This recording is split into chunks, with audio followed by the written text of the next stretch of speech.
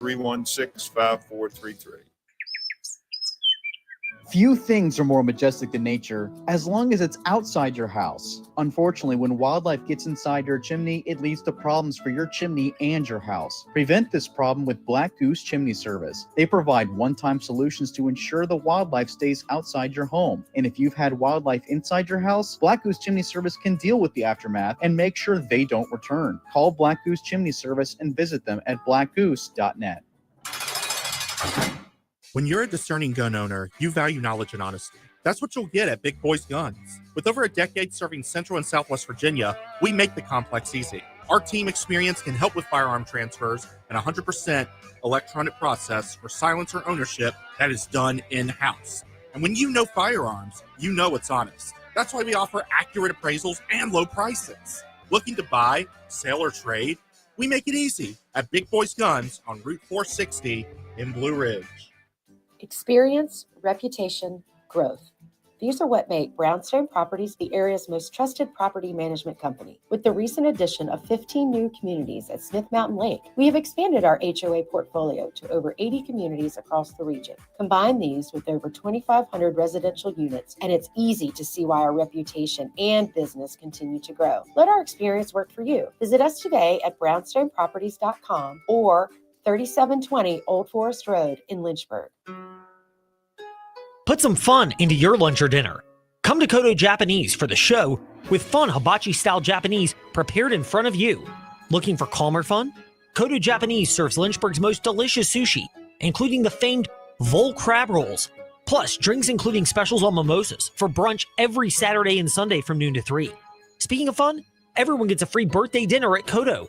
So put the fun into your meal at Kodo Japanese, Wards Road in Lynchburg. Join the Lynchburg Hillcats at Bank of the James Stadium this summer for any of your favorite nightly promotions. New this year are Senior Sluggers Tuesdays, where members of the Silver Sluggers Club get in free, and College Pride Night, where those wearing college apparel receive a discounted ticket on Wednesdays. As always, we'll have Thirsty Thursdays and giveaways and fireworks on the weekend, and free admission for Kids Club members on Sunday. Get your tickets today at lynchburg-hillcats.com. When shopping for auto insurance, it's worth paying a little bit more for strong coverage against uninsured drivers. That way, if you're on the wrong end of an accident, you and your family are protected from drivers with little to no insurance. Hi, I'm Randy Trost with Trost Law. Just a friendly reminder that saying yes to a strong policy with higher uninsured motorist coverage limits is a small investment that you can make to protect you and your family against a big headache. If you've been injured in a motor vehicle accident, call us at 777-HURT or visit trostlaw.com. Good morning. We are just getting your day started here on VTRN Sports with the morning warm-up. Stay connected with the show at Trey Lyle VT and Ty Tracy 90 on Facebook, Twitter, and Instagram. Listen wherever you are with the VTRN Sports app or watch the show live on YouTube at youtube.com/VTRN Sports Lynchburg. Now, back to the morning warm-up. 7:44, almost 7:45 on this glorious May 28th. Joining me now is Bryson Gordon, but before I get to him real quick, just wanted to let people know something we did miss in the Case You Missed It segment. Toby Lawal withdrawing from the NBA draft. He's coming back to Virginia Tech. I don't think that's a shocking thing. No. I think that completes a very, very good Virginia Tech roster that reloaded. I think what Mike Young will have this year, plus you're getting your best player back. I have higher expectations for the Virginia Tech Hokies, a team that exceeded expectations. See what I did there? Was Liberty softball, as they unfortunately their season did come to the end again against the Oregon Ducks in 2 games. But 50 wins, regular season or tournament champions, a super regional appearance, best season in program history. Bryson, let's go big picture. And then maybe we'll go a little bit smaller picture about the series itself. Where do you think this season ranks in terms of all-time, I don't want to say Liberty teams, but all-time accomplishments in Liberty athletics? Yeah, that's a good question. I think this is probably, a Fiesta Bowl is such a big deal, right? And New Year's Six is such a big deal. But I think if they won this past weekend in the Super Regionals to get to Oklahoma City, that might have topped a Fiesta Bowl. But for now, I would put this 1B behind the football team going to a New Year's Six Bowl. But it's still obviously a huge accomplishment. I mean, you mentioned all it's like a laundry list, right? 50 wins, regular season and tournament championship, knocking off number one not once but twice, right? To go back to the to get to the Super Regionals. I think the most impressive stat, in my opinion, for Liberty in their 2-year run in Conference USA is that they haven't lost a conference series yet, which is crazy. You watch a baseball team, you watch any baseball program, any softball program, really, and you see them go through ups and downs. Right? There's tough weekends in a lot of conference series for a lot of teams, but never for Liberty softball in these 2 years in Conference USA, and that's pretty impressive. That might be the coolest thing that they've done in this 2-year run. But you mentioned big picture, right? This can't you really can't be in a better position as a program than Liberty, right? Kind of having all this momentum you have after knocking off number one and doing all these kind of things. You were the talk of the softball world for about 48 hours after beating A&M, and then kind of when Super Regionals really got started. And so this is a lot of momentum that I'm sure Dot Richardson can take on the recruiting trail to the transfer portal. But look at all these girls who stayed here for several years, and look at the ones who came in just for this past year and really had big roles like Savannah Woodard and some others like that. And so I think this is a team who you look at the trajectory arrow for Liberty athletic programs. I don't see there being really a more bright green arrow pointing up than the softball program. So obviously, Oregon is able to win both games and have a nice little series there to, they win in straight games in 2 games. Obviously, they got walked off in game 1. That's probably the game they want to have back. And then, a nice 6-1 win for Oregon in game 2. Smaller picture, what's next for them in terms of this roster and looking at next season? Obviously, they're not afraid to go in the portal. They're not afraid. I think they have a good mix of older and younger players. But where do you think are the next steps for this softball program? Yeah, it starts with replacing Rachel Roop, right? That's going to be the headliner because she's done so much for this program, not just this year, but her 3 years previously in Lynchburg. She talked so much about her opportunities to go to the transfer portal after her junior year, and even after her sophomore year, probably whenever she was one of the best players in the ASUN. She's had so many chances to go elsewhere, and she's stuck around. That's going to be a huge hole to fill, not just because of the leadership that she brought, but because of simply the production. I mean, all the home runs she hit, the quality defense she provided in right field. It's a lot to replace, and so there's going to be some shuffling. Paige Dorr should be back. She's somebody who looked really good this past year and looked pretty good in the postseason run for Liberty. I think she's going to be, even Dot Richardson talked about her kind of stepping into the Rachel Roop role next year and being the focal point of the offense, and then replacing what Elena Escobar did for them is going to be huge. I mean, you talk about what she did in the postseason, 400 pitches in the weekend against Texas A&M. Even against Oregon, she had the tough luck loss in the first game, but I thought she pitched really, really well considering what Oregon did to them in the second game they faced when they faced off. So Escobar and Roop are the 2 headliners, but you mentioned it, right? There's some pieces here. It's not a completely senior laden team that's gonna look completely different last year. There should be about 4 people from the starting lineup who are back. Dot mentioned that Brooke Roberts, who missed the postseason with an injury and played first base for a lot of the year, that she should be back for next season as well. She has an extra season for playing in JUCO, so there will be a lot of players back. There's going to be some young players who have been with Dot for a while that are going to be stepping up into bigger roles, and so I don't think it's going to stop. I don't think their streak of winning Conference USA is going to stop. I feel like this is a team who is set up better than any program in Conference USA to keep this kind of the streak of dominance going. Looking at this Liberty as a whole, you talk about their season, their athletics as a whole. It felt like, football, yeah, it had a disappointing season, but the way basketball was both men's and women's basketball was able to perform, the way softball performed, baseball, obviously first year head coach, you can only go so far with that, but it feels like this was another very successful year as a whole for Liberty Athletics, and a lot of positive momentum as a department going forward. I mean, they've been kind of on this path the last couple of years, but it seemed to come to for like a couple of programs that were very reliable for the last couple of years, basketball and softball in particular, kind of fully met their potential this year, and it has to feel good as a department you had that this year with the success they had. Yeah, to think about, I mean, football feels like a over a year and a half ago. Feels like a decade ago at this point with all We're not the talking about it again. yeah, better be getting ready about 100 days, 90 days. But football feels so long ago, and the fact that since then Liberty's had the two NCAA tournament berths in basketball, and then it's a smaller sport, right? But let's give them some credit. Women's lacrosse going to the NCAA tournament, that's a big deal for the first time in their program history. And then yeah, baseball, it was a tough year for them. I think they can hang their hats on that. Their two wins over Virginia might have been a massive factor in keeping them out of the NCAA tournament. So if you want something to point to for success in year one, that's probably that. And then I think softball, we hit it a little bit, but it was the best year of any athletic program for the entire school. I think softball was, considering the fact that if you want to make postseason success a tiebreaker, they're the only team that actually advanced out of the first round. When you think about what basketball and what both basketball teams and the lacrosse team did, and so I would point to softball being the most successful program this year. But yeah, you mentioned it, the run of success. It really looks good here in Conference USA. Basketball, the men's team at least had one down year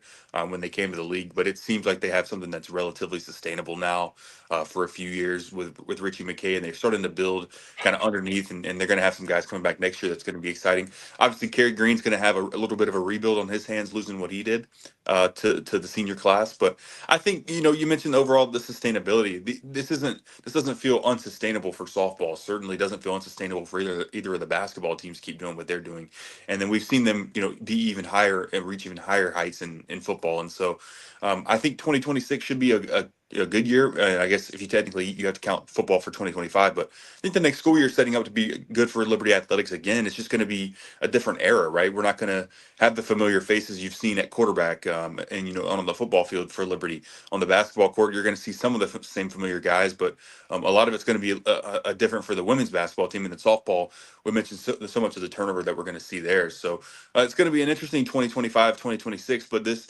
year kind of set the stage for a lot of good storylines, I think, for the next academic, at least athletic year for them.